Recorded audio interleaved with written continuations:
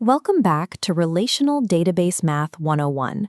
For our last 6 videos, we've focused on the world of relational algebra. You've seen how we use these symbols to perform operations like selection, projection, and joins. There is a specific property to how these operations work. They are strictly procedural.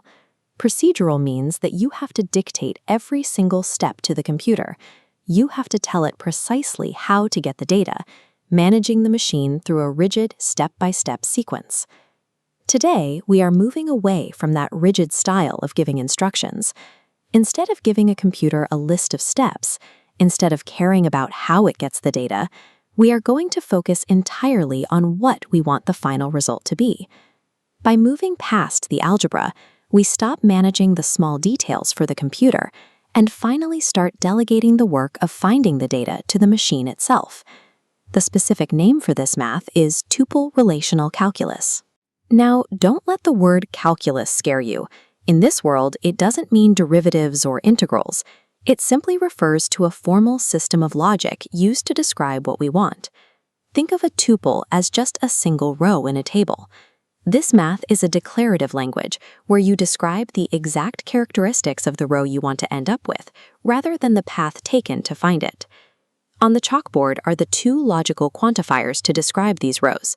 The upside-down A is the forall symbol, where a condition is true for every single row. The backwards E is there exists, meaning at least one row meets your condition.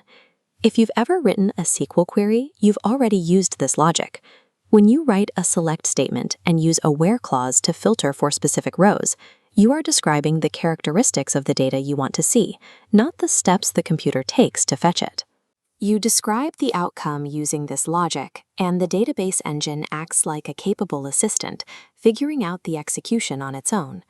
Since formal logic symbols can be a lot to take in, let's look at a simpler physical example of how this works. Imagine you are at your workbench, building a robotics project with a microcontroller and a breadboard.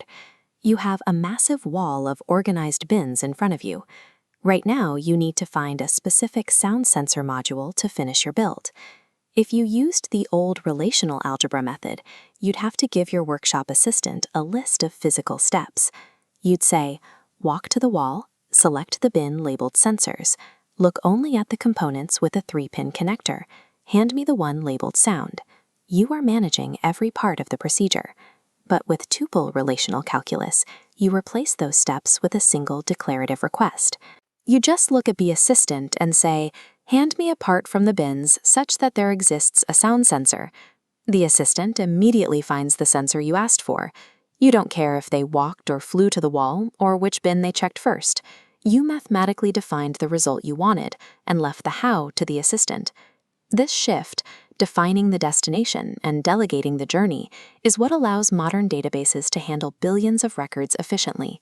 In our next video, we'll look at domain relational calculus. Keep smiling, and I'll see you then.